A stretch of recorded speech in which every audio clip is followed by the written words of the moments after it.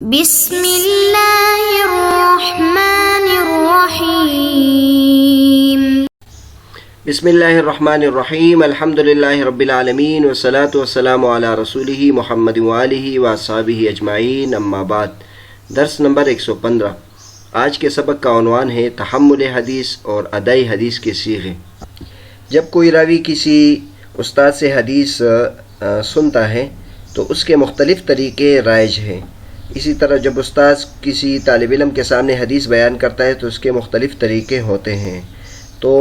حدیث میں جو استاذی اور طالب علم کے طریقے ہیں وہ 8 مراتب حافظ ابن حجر رحمۃ اللہ یہاں ذکر کریں گے۔ اس سے پہلے سبق میں حدیث مسلسل میں یہ ذکر کیا تھا کہ حدیث مسلسل اس کو کہتے ہیں جس میں کوئی حدیث کے جو پڑھانے کا طریقہ ہے یا حدیث کے سننے کا جو طریقہ ہے وہ مسلسل ایک جیسا چل رہا ہو، اس کے صیغہ ایک جیسا ہو۔ تو اس مناسبت سے یہاں حافظ ابن حجر رحمۃ اللہ علیہ تحمل اور ادا کے صیغے بیان کر رہے ہیں۔ اور یہ بھی ذہن میں رہے کہ عام طور پر تو دوسرے علوم میں جو استاذی اور شاگردگی کے لیے الفاظ استعمال ہوتے ہیں تو وہاں شیخ اور تلمیذ کا لفظ استعمال ہوتا ہے یا تعلم اور تدریس کا لفظ استعمال ہوتا ہے، لیکن اصول حدیث کے جو استاذی اور شاگردگی کے جو الفاظ ہیں اس کے لیے تحمل اور ادا کے الفاظ استعمال ہوتے ہیں۔ تحمل کا مطلب حدیث اٹھانا، حدیث لینا، اور ادا کا مطلب استاد کا حدیث کو بیان کرنا۔ تو بہرحال یہ ایک اصطلاحی الفاظ ہے، اور جب یہ اصطلاحی الفاظ آپ کے سامنے آ جائیں گے تو پھر اس کے ترجمے کی ضرورت نہیں ہوگی۔ تحمل کا مطلب حدیث استاد سے لینا، اور ادا کا مطلب استاد کا حدیث آگے بیان کرنا۔ تو 8 مراتب حافظ ابن حجر رحمۃ اللہ ذکر کریں گے کہ استاد کا طالب علم کو حدیث بیان کرنا یہ 8 اقسام پر ہے، اور اسی طرح طالب علم کا استاد سے حدیث لینا یہ بھی 8 مراتب میں ہے، اور ان میں سے بعض مراتب وہ اولا ہیں اور بعض مراتب بہت زیادہ کمزور ہے اور بعض مراتب درمیانے ہیں۔ تو اس کی وجہ سے بھی حدیث کی سند پر فرق پڑتا ہے۔ چنانچہ حافظ ابن حجر رحمۃ اللہ فرماتے ہیں وصیغ الاداء المشار الیہ علی 8 مراتب۔ الاولى سمعت وحدثني ثم اخبرني وقرات عليه وهي المرتبة الثانية ثم قرئ عليه وانا اسمع وهي الثالثة ثم انبني وهي الرابعة ثم ناولني وهي الخامسة ثم شافهني أي بالإجازة وهي السادسة ثم كتب إلي بالإجازة وهي السابعة ثم عن ونحوها من الصيغ المحتملة للسماع والإجازة ولعدم السماع أيضا وهذا مثل قال وذكر وروى۔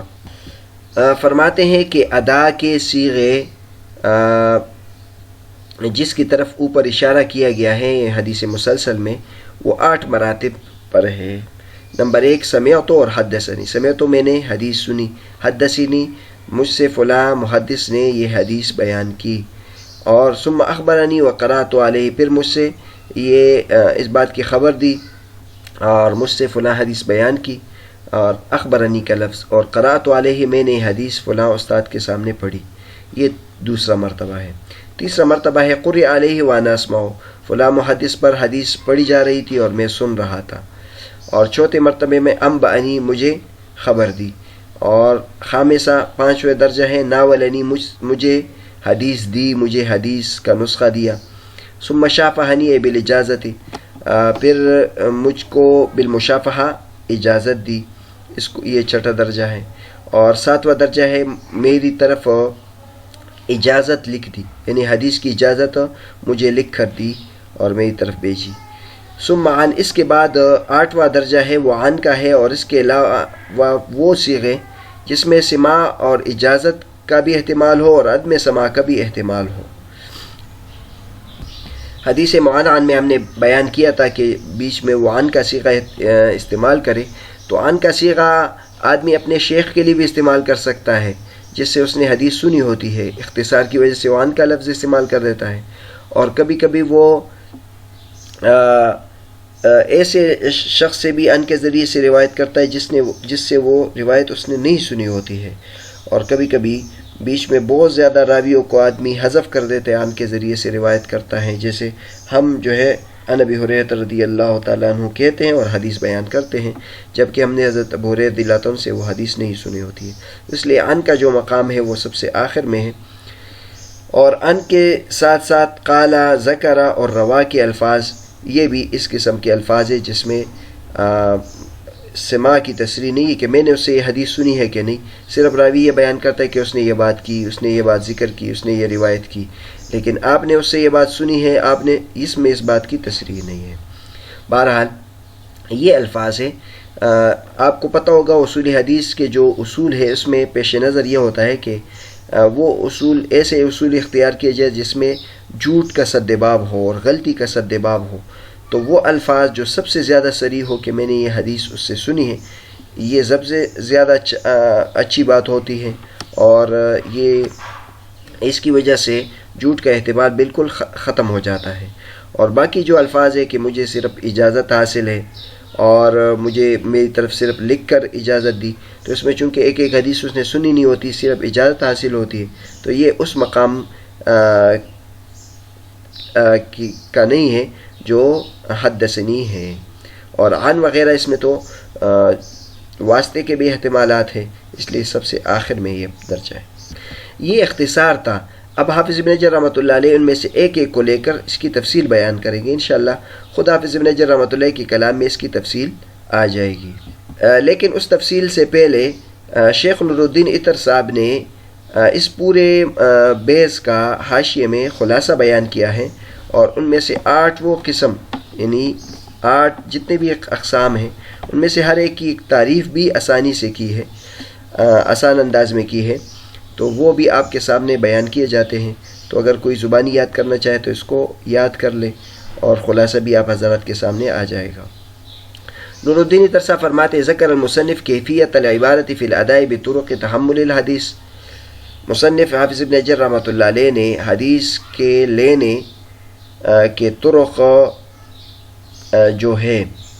اس کے ادائیگی میں جو اس کی الفاظ کی کیفیت ہوگی اس کے بارے میں حافظ ابن حجر رحمۃ اللہ علیہ نے 8 مراتب ذکر کیے ہیں، جس کی تعریف ہم ذیل میں کرتے ہیں۔ سب سے پہلے السماع۔ سماع اس کو کہتے ہیں یسمع الراوی الحدیث من الشیخ المحدث، کہ راوی حدیث کو اپنے محدث استاد سے سنے۔ دوسرا درجہ ہے عرض کا۔ عرض اس کو کہتے ہیں یقرأ ہوا علی الشیخ او یقرأ غیرہ علی الشیخ وہو یسمع، کہ وہ شیخ کے سامنے پڑھے اور شیخ صرف سنتا رہے، یا کوئی اور پڑھے اور یہ سنتا رہے، یہ دوسرا مرتبہ ہے۔ تیسرا مرتبہ اجازت کا ہے، اذن لہ الشیخ بروایت کتابی و کتبی فیقول اجزت لک کذا، شیخ اس کے سامنے ایک ایک حدیث پڑھ کر نہ سنائے، نہ وہ شیخ سے ایک ایک حدیث پڑھ کر سنے، بلکہ اجازت اس سے لے ایک خاص کتاب کی یا کئی کتابوں کی، اس کو اجازت کہتے ہیں۔ چوتھا مرتبہ مناولہ ہے۔ مناولہ یہ ہے کہ شیخ اپنے تلمیذ کو ایک کتاب دے اور اس کو کہے کہ یہ میری حدیث ہے، یہ میری روایت ہے فلاں سے۔ کبھی اس میں اجازت بھی شامل ہوتی ہے، لیکن کبھی اجازت نہیں ہوتی، صرف اس کو بتا دیتا ہے کہ یہ میری احادیث ہے، اس کو تعریف کرا دیتا ہے، اور لیکن تعریف کے ساتھ ساتھ اس کو نسخہ دے بھی دے دیتا ہے، تو اس کے ذریعے سے بھی وہ آگے روایت کر سکتا ہے، لیکن یہ روایت کرنے کا جو طریقہ ہے یہ چوتھے مرتبہ کا ہے۔ پانچواں جو مرتبہ ہے وہ مکاتبہ کا ہے، کہ روایت مراسلہ کتابیت کے ساتھ ہو، یعنی خط و کتابت کے ذریعے سے ہو، تو یہ اس کو 5واں درجہ اس لیے دیا ہے کہ اس میں جو براہ راست اجازت ہے، بالمشافہہ اجازت ہے، وہ بھی حاصل نہیں ہے، صرف لکھائی کی شکل میں ہے۔ اور چھٹی جو قسم ہے وہ اعلام ہے۔ اعلام اس کو کہتے ہیں کہ شیخ طالب علم کو اپنی کتابوں کے بارے میں بتائے، طالب علم استاد سے پوچھے کہ آپ کی کون کون سی کتابیں، کون کون سی حدیثیں ہیں، تو شیخ طالب علم کو اپنی کتابیں بتائے کہ یہ میری کتاب ہے اور یہ میں نے فلاں سے روایت کی ہے۔ تو اب اس میں بھی وہ خبر تو دے رہا ہے، لیکن وہ سامنے والے کو اس کی اجازت نہیں دے رہا ہے، یا اس کو سبق پڑھا نہیں رہا ہے، صرف اس کو خبر دے رہا ہے، تو اس وجہ سے اس کو چھٹے نمبر پر بیان کیا ہے۔ آگے آ جائے گا اگر اس میں خبر کے ساتھ ساتھ اجازت حدیث بھی ہو، اور تو پھر تو یہ اوپر اجازت میں چلی جائے گی۔ ساتواں جو ہے وہ وصیت ہے، کہ کوئی اپنے کتابوں کی وصیت کرے ایک شخص کے لیے اپنی وفات کے بعد، تو یہ وصیت میں تو زندگی میں اس سے ملاقات بھی نہیں ہے، زندگی میں اجازت بھی نہیں ہے، زندگی میں اس کو خبر بھی نہیں دے رہا ہے، مرنے کے بعد وہ وصیت کر رہا ہے، اس لیے اس کو بعد کا درجہ دیا ہے۔ انشاءاللہ اس کی تفصیل خود حافظ ابن حجر رحمۃ اللہ کے کلام میں بھی آ جائے گی۔ 8واں جو درجہ ہے وہ وجادہ ہے۔ وجادہ اس کو کہتے ہیں کہ ایک شخص کو ایک حدیث مل جائے یا ایک کتاب مل جائے جو مقرر شخص کی لکھائی میں ہو اور اس کی سند کے ساتھ ہو۔ کبھی کبھی ایسا بھی ہوتا ہے کہ مثلا کوئی شخص کسی محدث سے حدیث نہیں سنتا، لیکن اس کے کتب خانے میں وہ کسی کتب خانے میں جاتا ہے اور اس کتب خانے میں اس کو کوئی نسخہ مل جاتا ہے جس پر امام بخاری رحمۃ اللہ، امام ترمذی رحمۃ اللہ علیہ یا حافظ ابن حجر رحمۃ اللہ کی ہاتھ کی لکھائی ہوتی ہے اور وہ نسخہ معتمد ہوتا ہے، وہ اس کو مل جاتا ہے اور وہ شخص آگے جا کر اس سے حدیث بیان کرے۔ تو اب یہ جو ہے، اب اس میں نہ اس نے اس سے سنی ہے، نہ اس کے سامنے پڑھی ہے، نہ اس سے اجازت حاصل ہے، نہ مصنف نے اس کو بتایا ہے، لیکن خط کے ذریعے سے اس کو ملا ہے اور خط پہچانا جاتا ہے کہ یہ فلاں محدث کی لکھائی میں ہے۔ تو یہ جو طریقہ ہے وجادہ کا، یہ سب سے کمزور طریقہ ہے کسی سے حدیث لینے کا، تو اس لیے اس کو 8ویں درجے میں بیان کیا ہے۔ اس کے بعد حافظ ابن حجر رحمۃ اللہ فرماتے ہیں وَهَذَا بَحْثٌ مُهِمٌ فَافْهَمْهُ، یہ ایک بہت اہم بحث ہے، اس کو سمجھ لیجئے۔ یعنی اس سے پتہ چل جاتا ہے کہ محدثین کس طرح حدیث کے پڑھانے کا مختلف انداز اختیار کرتے تھے، اور پھر طالب علم کے لیے بھی اس کے کیا شرائط تھی، اور اس کو پھر جو سبق پڑھانے کے جو مختلف مراتب اس کو کیسے ترتیب وار علماء کرام نے ترتیب دی ہے۔ یہ اس سے پتہ چلتا ہے کہ محدثین نے کس طرح حدیث کی حفاظت کی ہے اور باریک باریک باتوں کا خیال رکھا ہے۔ نور الدین ترسا فرماتے ہیں وَطُرُقُ الْأَدَاءِ ثَمَانِيَةٌ، استاد کا حدیث بیان کرنے کے جو طرق ہیں وہ 8 ہیں، اوپر بیان کر دیے، اور اسی طرح تحمل کے بھی 8 طریقے ہیں۔ یعنی جس طرح استاد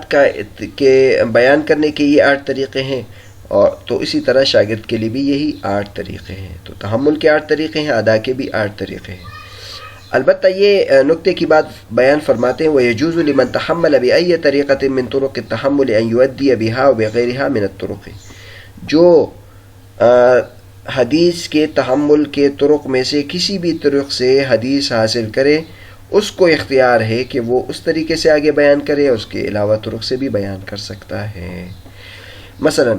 ایک شخص نے کسی سے حدیث نہیں سنی، لیکن صرف اس کو اجازت حاصل ہے، لیکن یہ آگے سماع کے طریقے پر بھی روایت کر سکتا ہے، عرض کے طریقے پر بھی آگے روایت کر سکتا ہے، مناولہ کے طریقے پر، مکاتبہ کے طریقے پر بھی۔ اسی طرح جو مکاتبہ کے طریقے پر حاصل کرے وہ اوپر کے طریقوں پر اور باقی طریقوں پر بھی یہ بیان کر سکتا ہے۔ لیکن ضروری بات یہ ہے کہ وہ ادا میں تحمل کے طریقوں کو بیان کرے، یعنی جب وہ سامنے والے کو بیان کرے گا تو وہ اپنا جو سبق کا طریقہ ہے وہ سامنے والے کو بیان کرے گا کہ میں نے خود سنی ہے براہ راست اور آپ کو میں اجازت کے طریقے پر بیان کر رہا ہوں، یا آپ کو بھی میں سنا رہا ہوں۔ تو ضروری یہ ہے کہ محدث اپنا طریقہ بیان کرے کہ میں نے اس کو کس طریقے سے اپنے استاد سے اخذ کیا ہے، اور پھر بعد والوں کو بھی یہ چاہیے کہ وہ پوری سند میں جو الفاظ ہے اس کا خیال رکھیں۔ مثلا کوئی عن کے طریقے سے روایت کر رہا ہے لیکن اوپر تحدیث کے طریقے سے، تو وہ اپنے سند میں تبدیلی نہ کرے، اوپر بھی حدثنی کا لفظ استعمال کرے، جہاں اخبری کا لفظ ہے وہاں اخبرنی کا لفظ استعمال کرے، اخبرنی کو عن کے ساتھ نہ بدلے، اور اخبرنی کو حدثنی کے ساتھ نہ بدلے، سمعت کو حدثنی کے ساتھ نہ بدلے۔ تو اس کا خیال رکھنا چاہیے، اور اس کے تبدیل کرنے کی وجہ سے بہت زیادہ فرق پڑے گا۔ اب مثلا کسی شخص کو حدثنی کے طریقے سے روایت پہنچی ہے جو بہت سب سے اعلیٰ اور عرفہ ہے، اور وہ اختصار کی وجہ سے اس کو حدثنی اس کو عن کے ساتھ تبدیل کر دے تو بہت زیادہ فرق پڑے گا، اور اگر وہ درمیان میں وہ مدلس بھی ہو تو مدلس کا عن آنا تو پھر مقبول نہیں ہے، تو اس کی وجہ سے وہ حدیث ضعیف میں چلی جائے گی۔ تو ہمارے زمانے میں تو حدیث کی روایت کا سلسلہ نہیں ہے، ہمارے زمانے میں تو حدیث کی روایت کا سلسلہ نہیں ہے۔ البتہ ہمارے ذمہ یہ ہے کہ جب حدیث کی کتابیں ہم چھاپیں یا حدیث کی کتابوں کی تحقیق کریں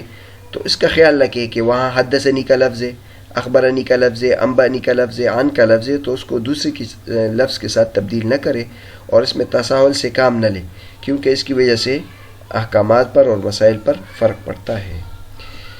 جیسے کہ پہلے بتایا کہ یہ 8 مراتب ہم نے بیان کیے لیکن اختصار کے ساتھ۔ خود حافظ ابن حجر رحمۃ اللہ علیہ اس مقام کی پوری تفصیل بیان کریں گے، انشاءاللہ آگے ہم بیان کریں گے۔